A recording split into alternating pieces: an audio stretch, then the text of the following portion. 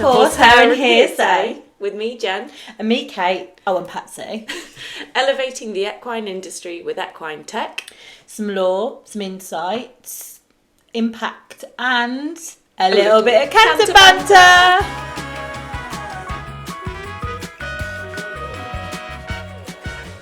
Hello everyone and welcome to another episode of Horse, Hair and Hearsay with me, Kate, obviously Patsy, and with me, Jen. Today we are joined by our first guest, Louie Cunningham, who is an international man of mystery, international show jumper and sports horse sales agent. a part-time eventer. A part-time eventer now. Yes. That one time. Yeah. But it was an important time. It was important time. Took off the diamantos And the sheepskin. Yeah. Toned it all back. Ditched the white breeches. Yeah, no, I didn't ditch the white didn't? braid. I didn't. How did the eventers take your patent? Like, There was no patent actually. Oh, No. I had a shiny hat, but other than that, I got a few looks, but not as many as I thought I was going to get. That was disappointing. Yeah. I'm always out there provoking a reaction, but actually I didn't really get much of one. Disappointing.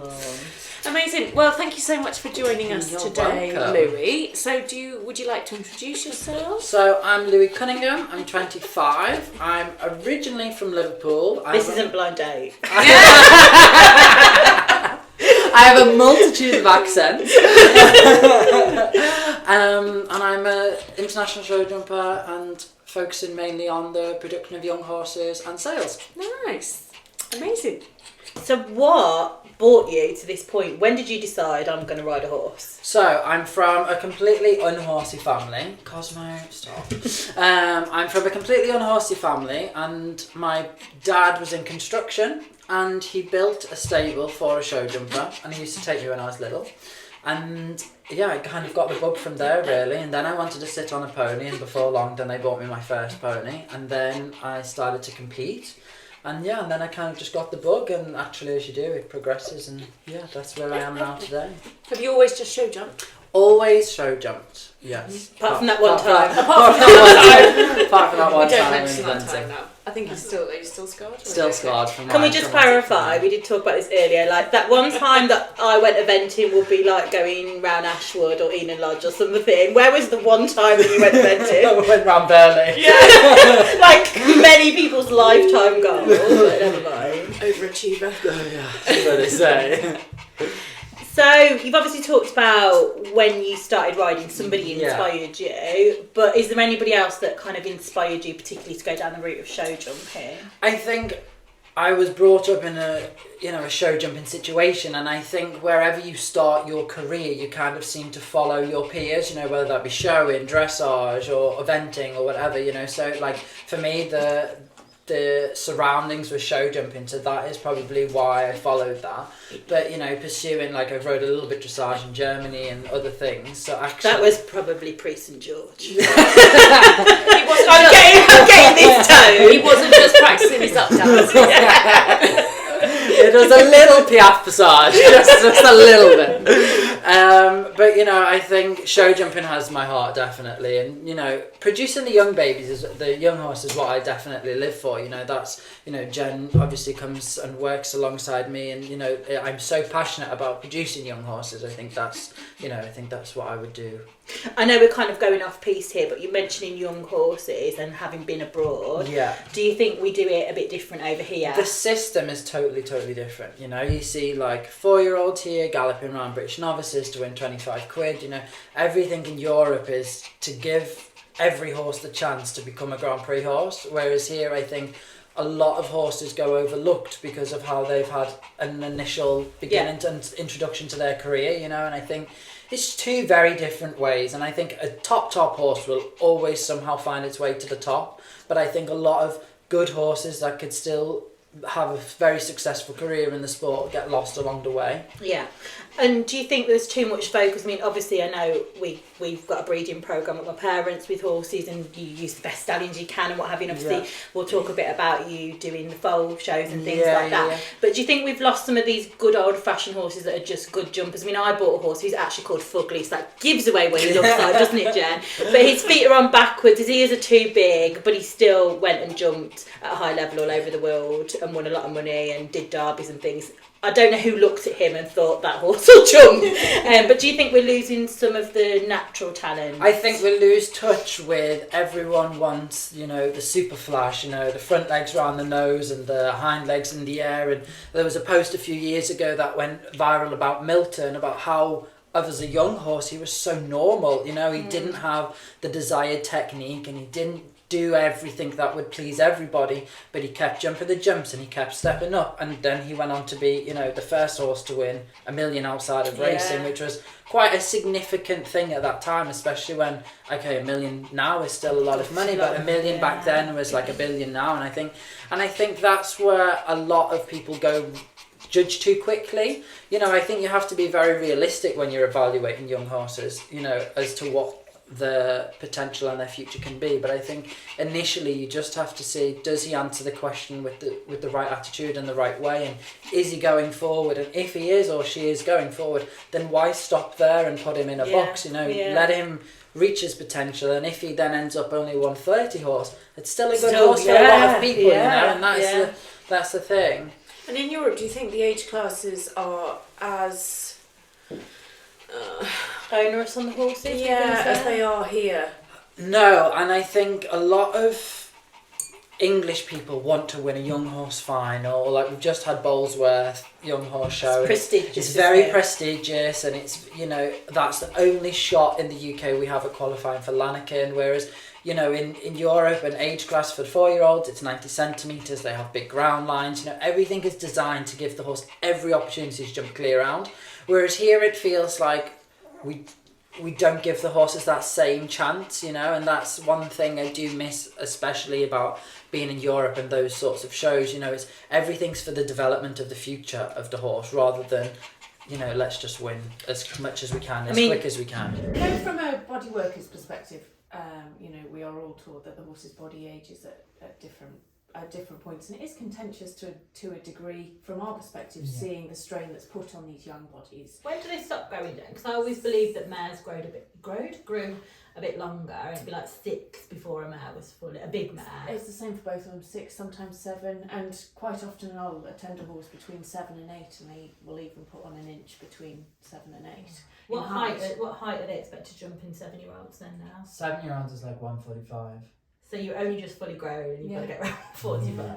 And it's parts of the spine that are the last to completely ossify, so for the growth plates to completely seal. So the strain on these parts of the body, especially in these young horses, it is quite hard to see. But you also, I respect the pressure on people like yourself in the industry, because if your futurity classes like this are what the breeding industry is riding upon. You need to work out which bloodlines are performing, which ones aren't, and I understand that there's industry behind it. I just sometimes wonder whether there would be a better way to do it for the longevity of the animal. The number of people that they'll have a horse that it's one a 4-year-old or one a 5-year-old. That horse is absolutely done by the time it's 8. And that's the ongoing argument of, if you have a nice one, do you campaign it as a young horse, or do you just do the very strategic route of British Novice, give it a break, Discovery, give it a break, and build it up through the levels that way? Whereas in Europe, it's every week an age class, so it's like a 4-year-olds do jump British Novice, so there's no, whereas in England it's like prestigious to jump a 4-year-old class. There's a 4-year-old class every week in Europe, so it's less of a pressure thing, and I think in England, because we're not landlocked, there's no outside competition, whereas the whole of Europe you can drive around and you have almost free range, and in England there's so much pressure on those horses because they're seen by the same people all the time, and you have one bad show and it gets an X across its name, it's not that horse's fault, it's a young horse and they're always developing. And I think that's where we get so obsessed about records and this and that and the other. Young horses should be allowed to make mistakes, and I think that is the crucial point of where the overproduction goes into it, because young horses shouldn't be allowed to make mistakes, and that's that kind of the ongoing problem, shall we say, is everything's overproduced, manufactured, and that's where you come into it. You see you have to perform a lot of body work on these horses that, you know, they're up against it week in, week out to be looked something that they're not, I suppose, you know, for a commercial route out of these. I was going to say, do you think it's commercial? So if money's no object to you and you produce horses for your own means, you might not make the same decisions as to the pressure of the big money when they're 4 or 5. Yeah. So do you think that it's the market that drives this? The market pushes it in that way, and it's a one-way system almost for some horses. You know, they've maybe bought them as a 3-year-old super expensive at an auction. Now they've broken them. They've decided it's maybe not quite what that they thought it was always going to be. I was just gonna cut in and look at Jem, but I bought a horse that was, I think she was 3rd or 4th in the World Jump Horse Championship. Yeah, loose jumping, and my boyfriend at the time wasn't horsey, and she was mega loose jumping, and he said, "How do you know it's going to do it with a rider?" I'm like, "Of course it'll do it with a rider, right?" A lot of very good people have had Gwenny, and I mean she went to Portugal and stuff, and that summed her up, that trip, because she'd be in the top few one day, and then the other 2 days you'd fall off her because you literally couldn't stay on her over a fence. So sometimes it's really hard to judge what they're actually gonna. Exactly, and you know, and for me and for everyone in the industry, if I have a business and I've bought this 3-year-old for 40 or 50,000, I've got to look at the best way of regaining that money, and if that's to overproduce it in a short space of time and sell the dream again, that's you know, and that's the unfortunate situation that the market puts on the young horses, and it's not the young horses' fault, but it's the industry that we're in. And it's hard to say, I suppose, because young horse classes have been around for a while, and we've seen some come through and obviously be really successful.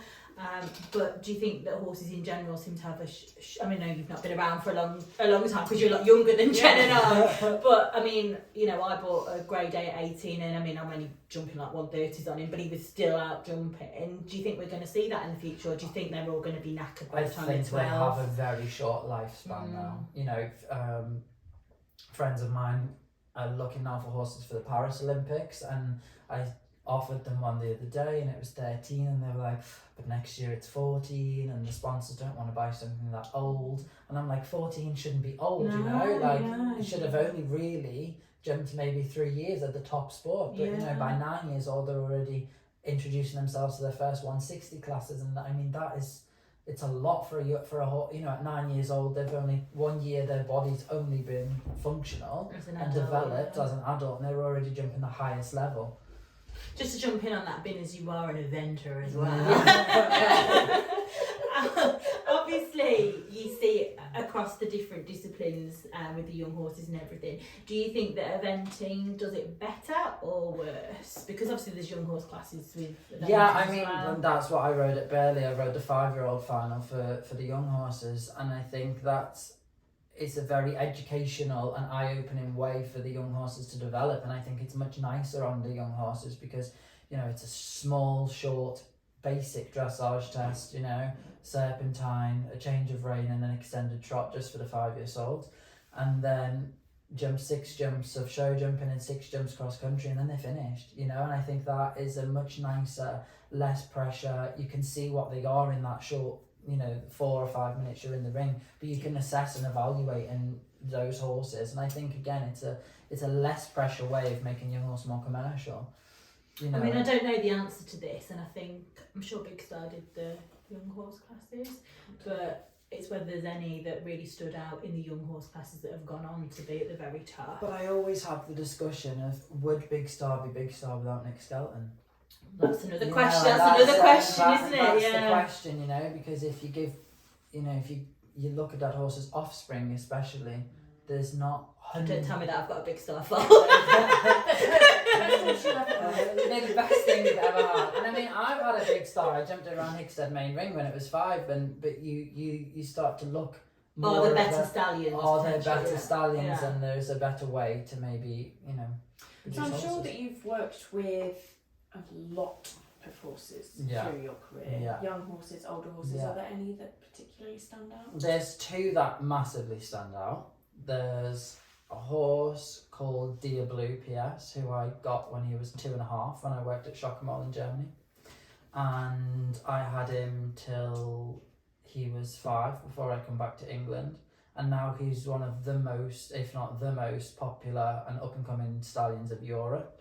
I was fortunate enough to win the stallion licensing with him in Schlichau. I was the first English rider to ever do that. So he sentimentally stands a big part, like, in my career. And then there's another horse, actually, Cosmos, who the dog Not may or not the dog. Is this relationship with this dog after the horse or the horse after the dog? And the Shockamore family bought him from Canada, and I was fortunate enough to have him for a short time while I was there, and he is now jumping the highest Grand Prix with Mimi Gotchman in America. So it's always nice to see horses that you've had or played a part in their career to go on to do, very exciting things. So when you're looking at a young horse or a horse that you're going to be working with, are there any particular traits or features that you look for in the brain, in the body?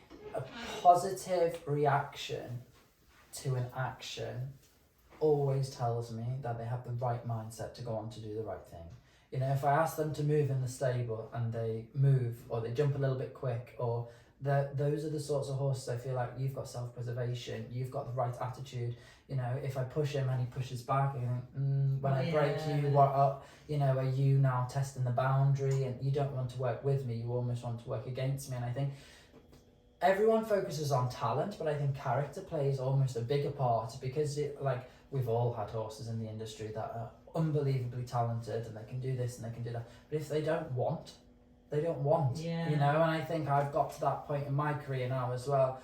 When you're young and you're ambitious, you want to buy these failed horses from top professionals and almost prove a point to get them to where they need to be, but they often don't want to do the job because they don't want to do the job. And it's like, I'm at a stage now, I don't want to also make you do the job. Do you know what I mean? I want to wake up and go and ride my horses because they want to develop, because they want to be good horses, not because, I'm here because the owner's paying me X, y, Z. Battle every day. Exactly, I'm here because I need to pay the bills and the owner's paying me X, Y, Z, and I've got to pat and smile, and because I'm not very good at doing that either. I'm not very really good. That's so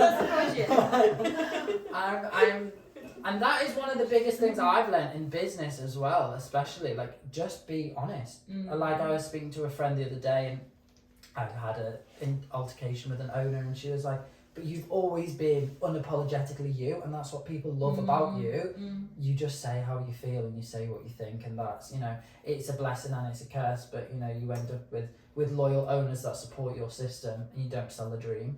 And as well, I suppose, as an owner, you don't want people saying to you, this is going to go to the Olympics, this is going to be fantastic. I know we had one that, it's going to be amazing, and we probably could have sold it for good money, but you hung on to it because you've been told, it's going to be really good, when really it probably did just have a limit, and it probably should have gone and earlier. You hold on to this dream. Yeah, because it's expensive to have your horse somewhere. You want honest advice, because it's as expensive to keep a good one as a bad one. It's more expensive to keep a bad one than a good one. It's good point. I often think the sweet spot, whether it's with working with horses, owning horses, training horses, selling horses, is acknowledging exactly what you said, and that's finding something that the horse actually wants to do. Yeah. The number of horses that I see that are just miserable because they want to go eventing. Yeah, they want to go eventing. or they want to go in. That are doing dressage and they are so flipping bored. They'd love to go and be somebody's pet and go hacking and go around a small cross country at the weekend. Or there's one that's been drilled so hard to be high level show jumping, and it just wants to go hunting. But acknowledging that, and that can drag be hunting, a really save the foxes. There we go. Yeah. It can be something like a hard conversation to have. Has anybody asked who's told the hounds they shouldn't be catching foxes? By the way, I thought about it the other day. Go on. No, I'm just wondering. Nobody's actually told the hounds that they can't catch a fox. They might be devastated. Sorry, that was really A random. walkout. It's been under false pretenses. You promised me a fox. You promised me a fox. Love it. Sorry, random confusion. Yeah. Carry on. All I was going to say was it can be a hard conversation to have. So if you have a horse that's sent to you and the owner is adamant that it's a jumper and it's bred to be a jumper and it looks like a jumper, but working with the horse, you're like, this horse doesn't want to be a jumper. Yeah. How would you broach that situation? I think you have to go tentatively, because a lot of the time, I think it also depends with who you're working with. I work with a lot of breeders that breed en masse, and so if I say to them, look, we've been working with this horse for 6 months now. It's not really developing in the system. I think we need to find it another job or another opportunity somewhere else. Yeah. You know, then as that breeder, well, he's got 50 others. So out of those, he's going to have a couple that are going to make the sport and make the. So you invest in the right one. Exactly, invest in the right ones, and for them, it's a financial decision. I've had situations in the past where it's been this person's only horse, and it's like their fur baby, and it's almost, you've got to tell them, like sitting down and saying, Jen, Oddie's not going to be a brain doctor, you know, or Stormy's not going to be a plastic surgeon. Like, you know, it's very. We were thinking that was a really good commercial decision. You know, to be honest, if we're talking about Kate's daughter, I think she could be a brain surgeon, plastic surgeon. You know, and it's telling them that their dream for that horse isn't going to actually transpire and become of light, and you just have to go about it the right way, which often I don't. So it's selling that they've bought this fantastic show jumper in their mind, and actually you've got to sell it to say, well, actually it'd be better as a dressage horse. I strategically say, I don't fit the horse now, because let somebody else give them the bad news. Yeah, I say you know it's not working out in my system, so don't take that personally. But however, it might fit a different person, and you know, and I think it's very true as well. You know, one horse that might fit me down to the ground you might not find it suitable for you at all. So I think there's also that to play in it as well. I mean, that was a question I was going to have for you. I mean, particularly with what I do as a job, you get a lot of disgruntled people that come because they've bought a horse and they expect it, you know, oh, it's a perfect amateur's horse, it's going to take you around 110s, 120s, and then they can't get it over a stick. It's always a difficult one, because if a horse has gone so well with one person, there's no guarantee it's going to go for someone else, is it? And that's a big thing I think people need to... And that's it. And then it's also, when you're selling these horses, where you then have to make that new, where do you fit in legally also, because you can only go off your experience and what you've seen, and that's it. And especially like me as an agent, I do a lot of agent work, and I've only represented that horse to the best of my knowledge and to the information that I've been given. But if I've been misled, you know, then where do I stand? Because actually I could then end up in a legal situation, because then technically I've misrepresented the horse, but I've only relayed information that you're only as good as the information you've been given. Exactly. So if it's been round Europe and it's had everybody off, but the person that you're selling it for hasn't told you that, you're only as good as the information that you're going on. And I think that's what we talked about with terms and conditions and transparency. As long as you say, this is what the owner's told me, you just have to make it really clear that this is what I've been told.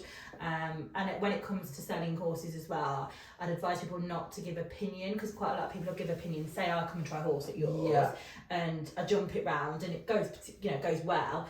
I'd discourage you from saying, oh, this is the perfect horse for you, this really suits you, because then you'll get somebody saying, well, I relied on what you said to me about this horse being right for me.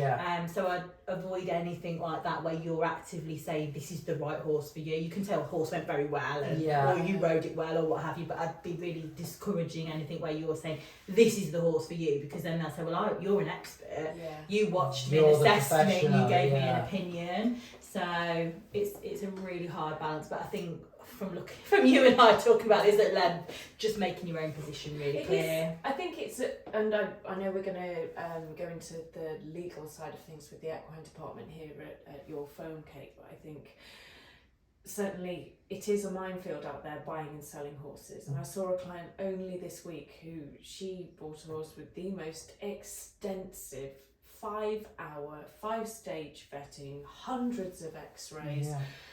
Everything was scanned on this horse, and managed 6 months worth of work before the wheels started dropping off. And it turns out the one little bit of it that wasn't x-rayed had a bit of degenerative joint disease, so we had a bit of arthritis developing there, and then over time, because of the compensation pattern, we've got a bit of DJD in the forelimbs.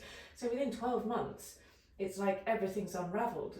And I think that the purpose of buying a horse and vetting a horse, which is something we're going to dive into much more, not even only on representing the horse as the best of your knowledge. You advise people to get a vetting, people get the vetting, and then sometimes even bits turn up of that. And ultimately, you can only give an opinion or take an image or give a perspective of the animal that is stood there on the day. And that's the problem and I think everybody gets wrapped up in MRIs and vet checks and x-rays, and I think buy the horse that stood in front of you, you know, that like thousands of years ago. I wasn't referring to you.